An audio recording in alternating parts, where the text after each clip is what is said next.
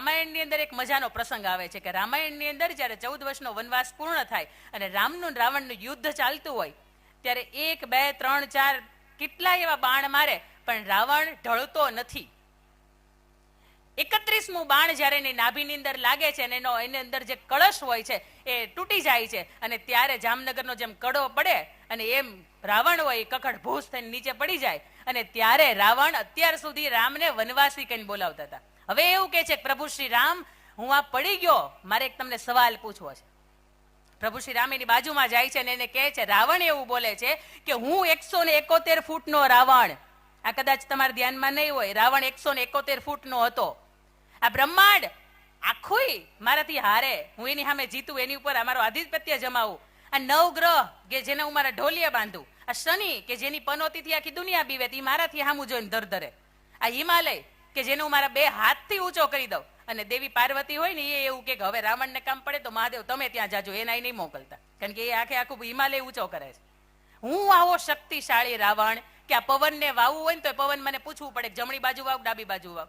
આટલો શક્તિશાળી તેમ છતાંય તે આજ હાર્યો કેમ, મને એ ખબર નથી પડતી. ત્યારે પ્રભુ શ્રી રામે ખૂબ સરસ મજાનો જવાબ આપતા કહ્યું હતું કે જીતવું હોય ને તો ભાઈઓ ભેગા જોઈ, અને ભાઈઓ જેથી જુદા થાય ને તેથી દુનિયા આખાની અંદર તમારી હાર થાય અને થાય. જીતવું હોય ને દુનિયાની જગની સામે તો ભાઈઓ ભેગા જોઈ. આ સમાજે આ ઉદાહરણ ધ્યાનમાં રાખીને સમાજે એક થવું પડશે, નેક થવું પડશે, તો સમાજની વચ્ચે આ અનેક કામ થશે. આ સમાજ એટલે સરદાર સાહેબના વંશજો આપણે કહી શકીએ, વૈચારિક ક્રાંતિના વંશજો. અને સરદાર સાહેબના જીવનમાંથી અમુક એવા પ્રસંગો જે આપણને ખરા અર્થની અંદર જીવતા શીખવે છે. સરદાર સાહેબની મૂર્તિ જોઈને તો અંદરથી વંદન કરવાનું મન થાય જ, પણ એથી વિશેષ એના જીવનના અમુક એવા પ્રસંગો છે કે જેને હું તમને કહીશ ને તો તમને અંદરથી સમજાશે કે નહીં ખરેખર આપણે સરદાર સાહેબને આટલું બધું પ્રાધાન્ય કેમ આપીએ છીએ. એના જીવનનો સૌથી એવો પહેલો પ્રસંગ કે એના મોટા ભાઈનું નામ વલ્લભભાઈ ઝવેરભાઈ પટેલ, VZ પટેલ, અને પોતાનું નામ, એનું નામ પણ VZ પટેલ થાય. એટલે પોતે જ્યારે 33 વર્ષની વયે વિધુર થયા અને ત્યારે નક્કી કર્યું કે હવે મારે વિદેશ જવું છે અને ભણવું છે અને મારે બેરિસ્ટરની ડિગ્રી પ્રાપ્ત કરવી છે, ત્યારે પોતે પાસપોર્ટ હોય એપ્લાય કરે છે 10,000 રૂપિયા દઈને. અને પછી જ્યારે પાસપોર્ટ એની ઘરે આવે ત્યારે કુરિયરની ઉપર લખ્યું હોય VZ પટેલ. એટલે મોટા ભાઈને એમ કે મારું નામ, મારું કુરિયર છે, ખોલે છે ત્યારે ખબર પડે છે કે નાનો ભાઈ વલ્લભ તો વિદેશ ભણવા માટે જાય છે. વલ્લભને વાત કરે છે કે ભાઈ મારે પણ જવું હતું, પણ આ સમાજની વ્યવસ્થામાંથી ક્યાંક હું જઈ ન શક્યો, પણ મારી ઈચ્છા હતી જવાની. ત્યારે સરદાર વલ્લભભાઈ પટેલ એવું કહે છે કે ભાઈ તમારી ઈચ્છા હતી ને તો તમે જાઓ, તમારી જેટલી પણ સગવડતા હશે એ બધી જ હું કરીશ, ત્યાં ફીસ ભરવાની હશે એ હું કરીશ, ઘર પરિવારને સંભાળવાનો અહીંયા છે, એ દીકરાઓને એ બધાને હું સંભાળીશ, પણ તમે જાઓ. મોટા ભાઈને ભણવા માટે મોકલે છે. અને ત્યારે કોઈ વ્યક્તિને એવું પૂછે છે કે વલ્લભ તે આ શું કર્યું, તે તારો પાસપોર્ટ છે એ મોટા ભાઈને આપી દીધો? ત્યારે સરદાર વલ્લભભાઈ પટેલ એવું કહે છે કે ભાઈ માટે પાસપોર્ટ નહીં, ભાઈ માટે પ્રાણ પણ આપવાના થાય તો સાહેબ આપી દેવાના હોય, કારણ કે એ આપણો છે, પોતાનો છે. જે લોહીનો હગો ન થાય કોઈ દિવસ કોઈનો હગો ન થાય. ઘણી વખત આપણને એમ થાય કે આપણે સમાજ સેવા કરવી છે, ત્યારે મને ગોવિંદ કાકા ધોળકિયા, આપણા સુરતના દગરાણી બિલ્ડર છે, એમનું એક વિધાન બહુ મજાનું યાદ આવે કે સેવા ખરેખર એને કહેવાય કે જે પેલી પરિવાર માટેની થતી હોય, બીજી સમાજ માટેની થાય અને પછી ત્રીજી રાષ્ટ્ર માટેની થાય. એટલે સૌથી પહેલા સેવા કરવાનો વિચાર આવે તો મારા પરિવારની અંદર મારો નાનો ભાઈ કે બેન છે ને એને કંઈક ઘટે છે ને તો સાહેબ એના દાણા પૂરો ને તો આ આધિપત્ય જમાવીને જે બેઠા છે ને એ તમારી જિંદગીની અંદર ક્યારેય ખૂટવા ન દે, કારણ કે એને ખબર છે કે તમને તમારો પેલો લોહી છે ને એ જ તમને વાલું છે. એના પછી મારો બીજો સરદાર વલ્લભભાઈ પટેલના જીવનનો બીજો પ્રસંગ એવો કંઈક કેવો છે કે સરદાર વલ્લભભાઈ પટેલ જ્યારે સ્વતંત્રતાની સેનાની ચળવળો ચાલતી હતી ત્યારે કોઈ સ્વતંત્રતા સેની એને એવું કહે છે કે સરદાર વલ્લભભાઈ પટેલ, આ જવાહરલાલ નહેરુ છે એ પોતાની આત્મકથા લખાવે છે, એને જેટલા પણ કામ કર્યા છે બધા લખાવે છે. ગાંધીજી છે એ પણ સત્યના પ્રયોગો આત્મકથા પોતાની લખે છે. તો તમે તો ખૂબ સરસ મજાના કામ કર્યા છે ઇતિહાસને ભેગું કરવા માટેના, અખંડિતતા માટેના, તો તમારે પણ લખવું જોઈએ. ત્યારે પણ સરદાર વલ્લભભાઈ પટેલ એવું કહે છે કે હું પટેલ સમાજનો, પાટીદાર સમાજનો દીકરો છું અને પાટીદાર સમાજનો દીકરો ઇતિહાસ લખવામાં નહીં, ઇતિહાસ રચવામાં માને. આ સરદારધામ તમે છેલ્લે જોવો છો ને 2016નો એક સંકલ્પ હતો અને 2026ની અંદર ક્યાં જઈ રહ્યું છે, આ એક સંકલ્પનું પરિણામ છે. અને એનાથી ત્રીજો મારે પ્રસંગ સરસ મજાનો કેવો છે કે 1800 પાદરના ધણી ભાવનગરના કૃષ્ણકુમાર સિંહજી અને જ્યારે ભારત ભેગું કરવાની વાત આવતી હોય ત્યારે સરદાર વલ્લભભાઈ એમની પાસે પ્રસ્તાવ લઈને જાય છે અને પ્રસ્તાવની અંદર કહે છે કે 1800 પાદરના ધણી તમારે મને તમારું રાજ છે આપવાનું છે, કારણ કે દેશને આઝાદ કરવાનો છે, દેશને જે કટકા થઈ ગયા છે ને એને ફરીથી જોડવાનો છે. ત્યારે 1800 પાદરના ધણી કૃષ્ણકુમારસિંહજી એવું કહે છે કે સાઈન તો કરી દઉં, 2 મિનિટની વાર છે, કારણ કે આ મારો જ વારસો છે, મને જ મળ્યો છે, પણ આની અંદર રાણીનો દાયજો પણ છે, રાણીનો કરિયાવર પણ છે, મારે એક વખત એમને પૂછવું પડશે. સરદાર વલ્લભભાઈ પટેલ કે છે જેવી તમારી આજ્ઞા. ત્યાં બેઠા હોય અને એક વ્યક્તિ, એક સેવક નોકર હોય એને મોકલે છે અને રાણીને એવું કહે છે કે રાણીબા, દેશ આઝાદ થાય છે, આપણું રાજ છે એ જાય છે, અને રાજા સાહેબે તમને કેવડાવ્યું છે કે આ દેશનો જે હિસ્સો ભેગો થવા જઈ રહ્યો છે એમાં આપણે આખું રાજ આપી દઈએ છીએ, પણ એની અંદર તમારો દાયજો, તમારો કરિયાવર પણ છે, એનું શું કરવાનું છે? ત્યારે આ દેશની જનની, આ જે જગત જનની તમે નામ આપ્યું છે ને, એ સાર્થક એટલા માટે છે કે આ દેશની જનની કરિયાવરો, પોતાનો જે સામાન હોય છે ને એને એવું કહે છે કે આખો હાથી સજાવીને જાતો હોય ને તો એનો શણગાર ઉતારવાનો ન હોય.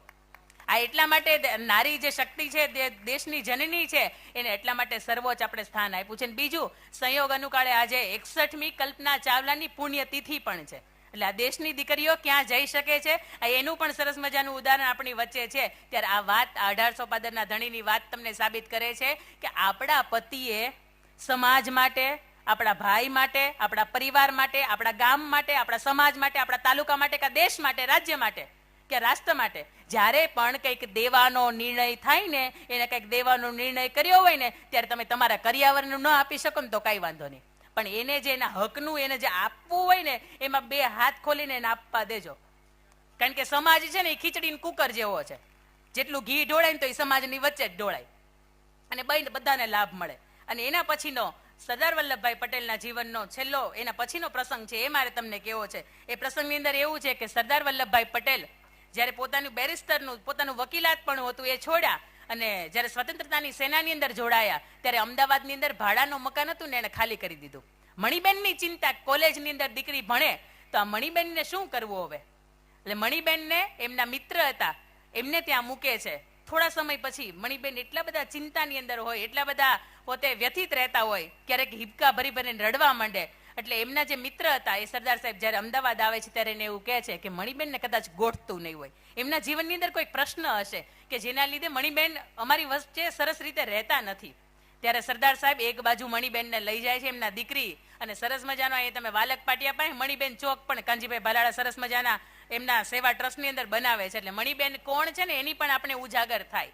એટલે મણિબેનને એક બાજુ લઈ જાય છે. સરદાર વલ્લભભાઈ પટેલ પોતાની દીકરીને, યુવાન દીકરીના માથા ઉપર હાથ મૂકીને કહે છે કે બેટા, આ યુવાન અવસ્થા છે તમારી, અને બની શકે કે આ અવસ્થાની અંદર કોઈ મૂર્તિઓ ગમી ગયો હોય, કોઈ ચિંતા હોય, પણ તમે અમને જણાવો, આપણે સાથે સમાધાન લાવીશું. ત્યારે મણિબેન એવું કહે છે કે ના, એવી કોઈ ચિંતા નથી, પણ તકલીફ એ થાય છે કે જ્યારે આપણે સાથે રહેતા, ત્યારે તમે વકીલાત કરતા, ત્યારે આપણે કેવું રાજાશાહી જીવન જીવતા, અને જ્યારે તમે દેશની ચળવળમાં જતા રહ્યા છો અને આ તમે થીંગડા મારેલો કે જળી ગયેલો ખભ્ભો, જે તમારો હું આ જબ્બો જોઉં છું ને ત્યારે મને અંદરથી એમ થાય છે કે મારો બાપ આવો હોય, ત્યારે એની ખાનદાની, એની ખુમારી, એની પ્રામાણિકતાનું એ દર્શન થાય છે. અને ત્યારે મારે એ કહેવાનું આ પ્રસંગ ઉપરથી થાય છે કે આજથી 100 વર્ષ પહેલા જો સરદાર સાહેબ એમના યુવાન દીકરીના માથે ઉપર હાથ મૂકીને કહી શકતા હોય કે બેટા, યુવાન અવસ્થાની અંદર અમુક પ્રશ્નો આવે, અને એ પ્રમુખ અમારા તમારા જીવનની અંદર અમુક પ્રશ્નો હોય ને તો મને તમે જણાવો,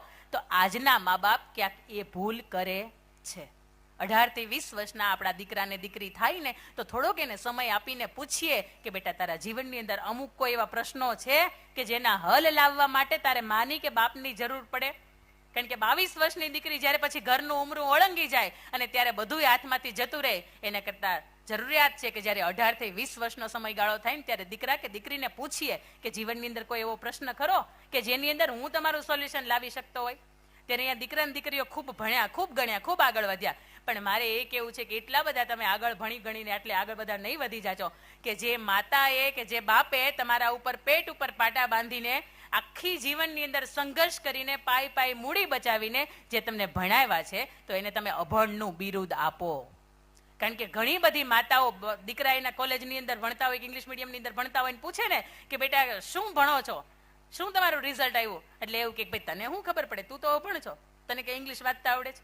ત્યારે દરેક દીકરાને ખાસ મારી વિનંતી છે કે એને કઈ ખબર નહોતી પડતી ને એટલે તમારો જન્મ થયો, એને કઈ ખબર પડતી હોય તમારે થોડો જન્મ થાય, એને મજા ન આવે સરસ મજાનો હીલ વાળા શૂઝ પહેરી લેવાના, બ્લેક કલરનું પર્સ નાખી દેવાનું, લિપસ્ટિક લાલી કરીને નવી બેંગોલી હાડી પહેરીને એને આખો દિવસ નીકળી પડવાની. આ એક માં એક જ નહીં પણ બાપનું આટલું જ યોગદાન છે. એટલે એવું છે કે મુખેથી બોલું માં અને મને હાચે જ નાનપણ સાંભળે પછી મોટપની મજા મને કડવી લાગે કાગડા. ઘણા અહીંયા એવા ઉપસ્થિત છે કે જેમની જગત જનની કે જેમને જગત દેખાડ્યું છે એ જનની કાં તો અહીંયા હાજર નથી અને કાં તો આજે હયાત નથી. માનો એક વખત ફોટો દિવાલની ખીલી ઉપર ટાંગી લે અને એની ઉપર સુખડનો હાર લાગી જાય પછી દુનિયાનો એક પણ એવો તમારો સમાધાન, એક પણ સંકટ એવું ન હોય કે એના ખોળામાં તમે માથું મૂકો ને એ તમને માથા ઉપર હાથ ફેરવે. એ સાહેબ જ્યાં સુધી જીવતી છે ત્યાં સુધી એને જીવી લ્યો.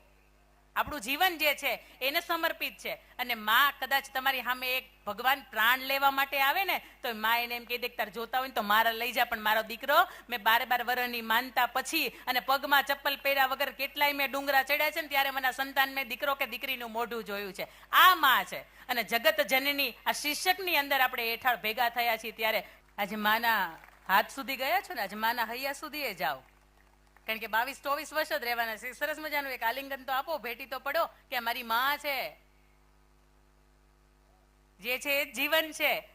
દરેક સાસુને વિનંતી છે કે વહુને ભેટજો. એ માં છોડીને આવી છે. દરેક વહુને વિનંતી છે કે માં છોડીને આવ્યા છે ને સાસુને ભેટજો.